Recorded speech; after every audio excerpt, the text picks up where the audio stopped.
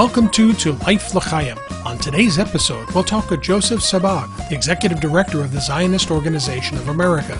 We'll find out about the ZOA and what it stands for, and talk about the anti-Semitism happening on college campuses across the nation. We'll be right back after these messages.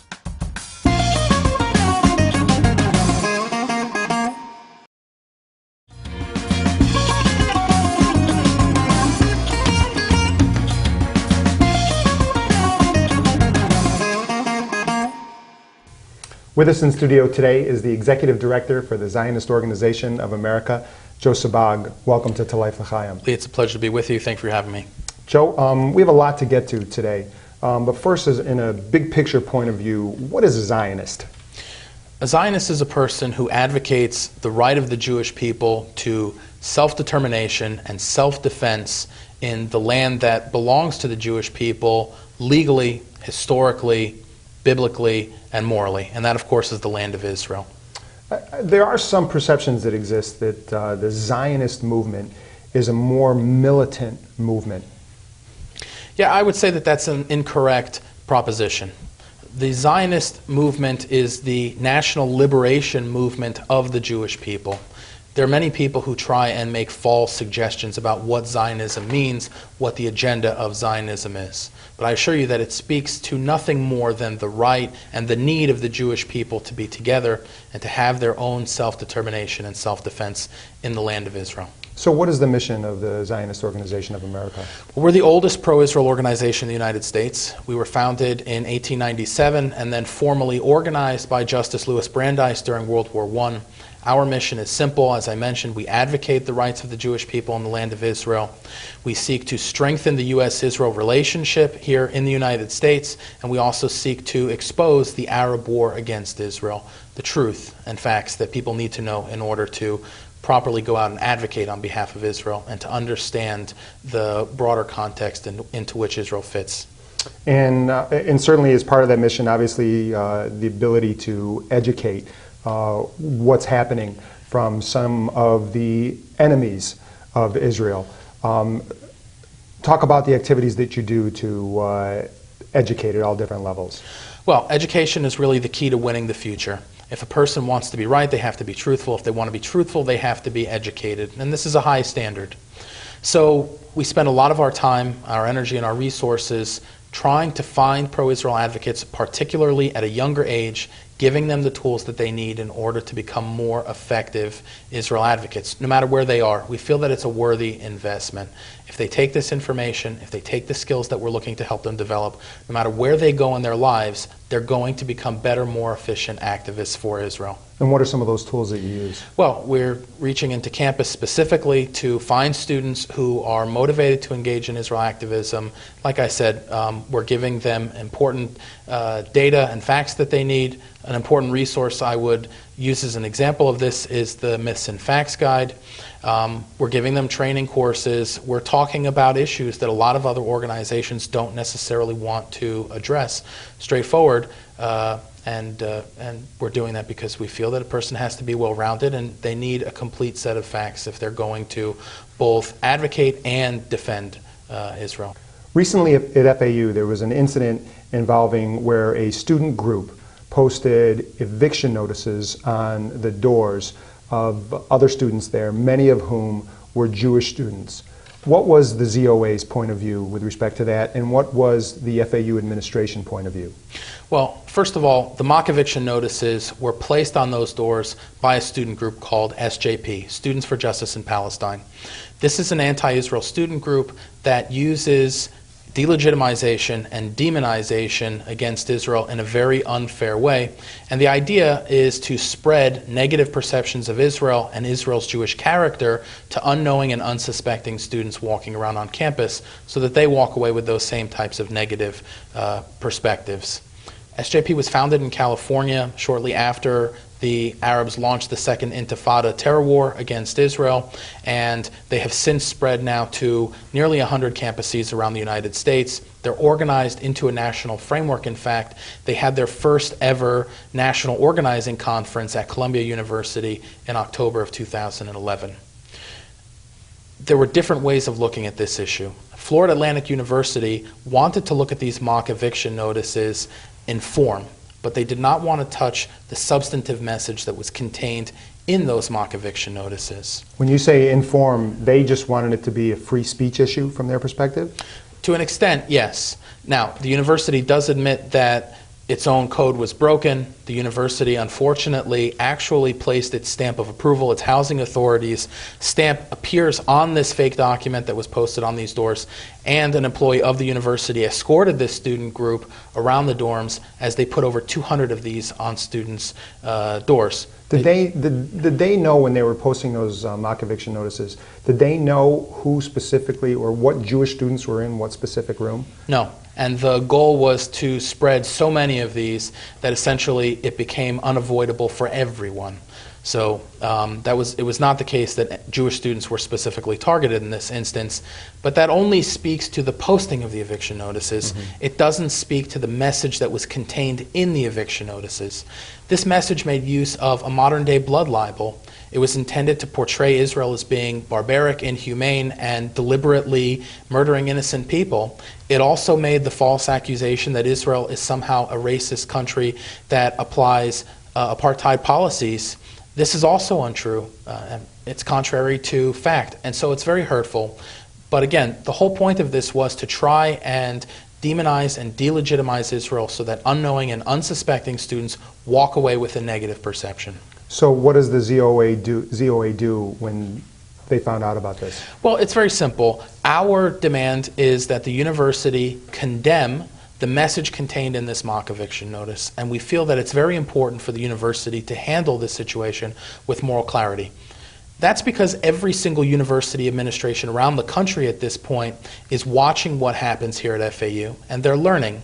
And when this same type of incident and these same types of messages are going to be used again elsewhere, this is going to be the precedent that in many ways determines how they're going to respond.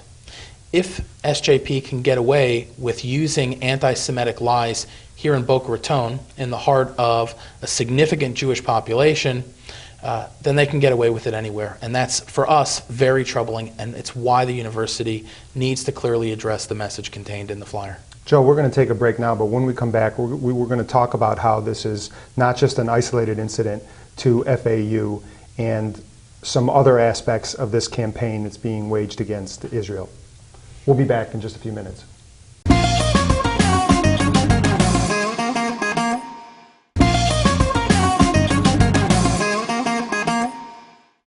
We're back with Joe Sabag, the Executive Director for the Zionist Organization of America. Joe, we were discussing what transpired recently at FAU with respect to mock eviction notices being put on the doors of many students there. There was some clarity that you wanted to bring to that position. Yeah, we just want to mention the fact that this really has nothing to do with the free speech rights of Students for Justice in Palestine. Of course they're entitled to express bigoted, anti-Semitic messages on campus. This is about the university's right to free speech and the university's moral obligation to point these types of messages out on campus so that the unknowing and unsuspecting students caught in the middle of all of this are not receptive to forming bigoted and negative attitudes towards Israel and the Jewish people on the basis of these false presentations of fact and this demonization. So it's very important for those students that they receive a morally clear explanation from the university that not everything can be taken at face value on campus. Does the administration believe that they're obligated to discuss that? Clearly no, because the administration has in fact bent over backward to avoid discussing the substance of the message contained in the flyer. If you look at their response, then it's simple to say that a student taking their lessons from the university has been left with the idea that it's okay to use anti-Semitic messages, anti-Jewish messages on campus, so long as you don't simply post it on somebody's door without authorization. And that's not the right message that these students need. But this is a much bigger issue than just the campus of FAU. This is happening across the country and across the continent. Yeah, unfortunately, the issue has reached epidemic proportions. Here in Florida, we've unfortunately seen this style of anti-Israel and anti-Jewish activism imported from elsewhere around the country. Many people at this point are familiar with real problems that are taking place in California. There are problems at Rutgers University, for example, and things are headed in this direction. And I would simply suggest, in part, it's because we haven't dealt with this issue in a morally clear manner where it's appeared elsewhere. There's a PC element that is in many ways politically correct. Yeah, a politically correct element to this that in many ways is making people reluctant to call it what it is. Now, and it's not just student union groups.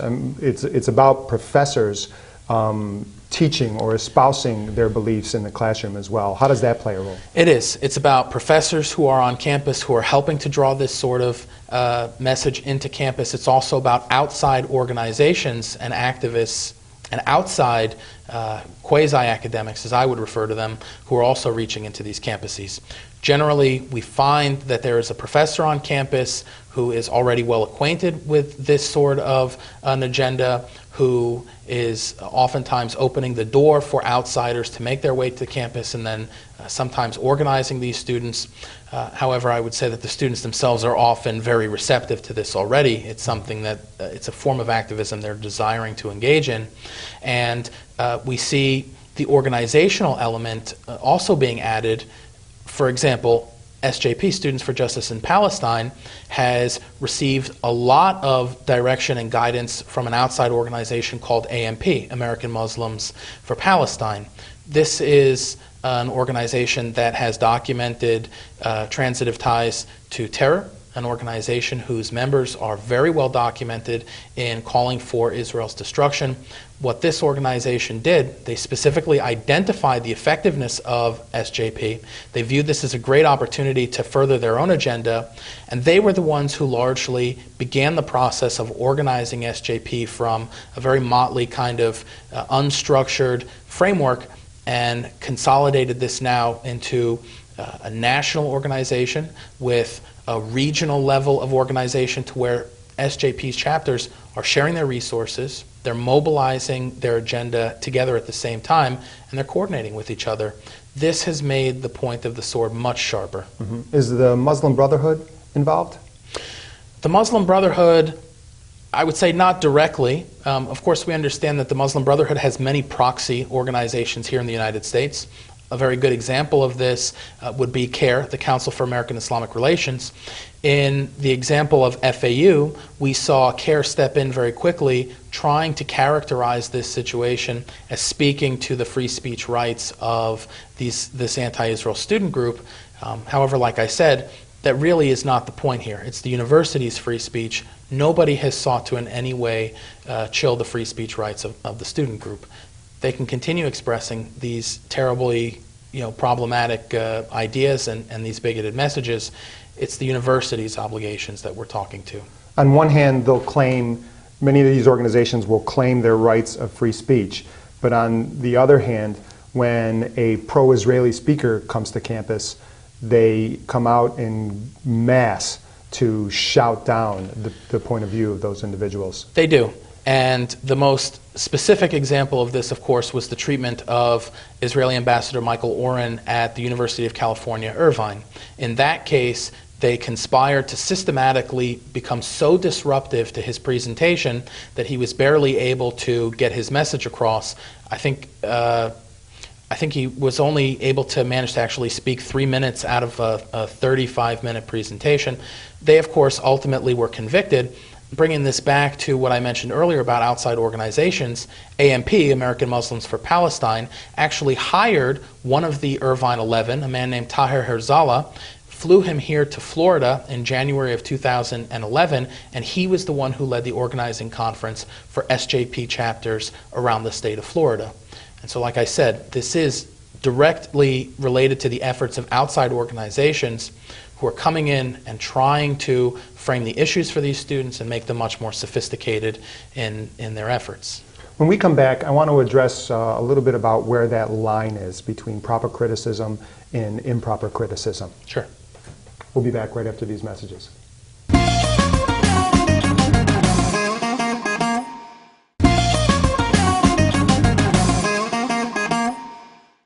We're back with Joe Sabag. Joe, where is that line between proper criticism of some of the policies of Israel versus improper criticism, and where it crosses that line? The line is very well articulated in Crossing the Line. The Intifada Comes to Campus, a very important film that I would suggest that people watch so they understand how to articulate this line for themselves. It involves what's called the 3D standard: delegitimization, demonization, and double standards. This is an expression that was coined by the famous Soviet dissident Natan Sharansky, and it really provides us that threshold where we see legitimate criticism of Israel on a policy basis begin to transcend into the use of stylized anti-Israel messaging as a way of delivering an anti-Jewish message. It's very difficult to criticize Israel without straying in this sort of direction. There are 57 Muslim countries, there are 22 Arab countries, there are numerous countries that have a Christian cross on their flag. There's only one Jewish country, and in many ways Israel's Jewish character is inseparable from its national character. So we see that there are still two very real currents of anti-Semitism that exist in the world. We have on one hand the European-styled anti-Semitic perspective that's perhaps best characterized by the Protocols of the Elders of Zion, which there are many modern attempts now to try and revive this into a new form. We see this in Mearsheimer and Walt conspiracy theory. We have this new expression, Israel Firster. All of these are intended to suggest that somehow Jews are not loyal to the countries in which they live. They're only loyal to a Jewish pro-Israel agenda. On the other hand, we also see very real currents of Arabist or Islamist-style anti-Semitism that exist as well. We see this reflected in the media throughout the Arab world. These two perspectives... Before we jump into that, what are some of the images that they use to present misinformation about Israel and the Jewish people? Sure. So we see the portrayal of Israel as being barbaric and inhumane. The accusation of blood libels, as we saw at Florida Atlantic University. The portrayal of Israel as being a baby killer. The portrayal of Israel as being cruel and inhumane to the Palestinians engaging in collective punishment, the use of other propaganda terms like apartheid, things of that nature. But there is some active use by some media organizations to create documents, create pictures. Yes. So there are very real examples of this. In 2006, we saw the Reuters photoshopping scandal, where as Israel conducted surgical strikes in southern Lebanon, Reuters and one of their photojournalists unfortunately photoshopped images to make the damage and the explosions seem much more sensational and destructive. We saw this in the Mavi Marmara incident, where images were cropped so as not to reveal bludgeons and knives in the hands of people on board the ship who were attacking Israel's soldiers. We saw very famously Helen Thomas and her comments at the White House at the celebration of Jewish Heritage Month. And probably most famously, we saw this reflected in the Mohammed al-Dura affair, which ultimately was proven to be bogus, thankfully by a brilliant activist in France named Philippe Carcenti. And it's still an accusation and a claim that Israel has had very, very hard troubles trying to wash off. Has the current political climate or the current administration in Washington contributed to these incidents around the country? Not directly. We're at a point in time where Mearsheimer and Walt styled thinking has really become more prevalent, unfortunately, although I would say it certainly does not define the majority. Thankfully, we're at a point in time where we have record levels of support for Israel. We have many people who, unfortunately, they see the movement of Mearsheimer and Walt type mentalities making their way into government. We saw this very famously in President Obama's nomination of Chaz Freeman to be the director of National Intelligence, the director of the National Intelligence Council, I believe. We see Samantha Powers and other characters, and I would say that this has aggravated the problem, but I'm hesitant to suggest that the administration is the cause of the problem. So how could people get in touch with you, and what are some of the tools that you use that can promote more responsibility on the part of Jewish youth around the country? Sure. So the first suggestion that we make, like I said, is that people become educated.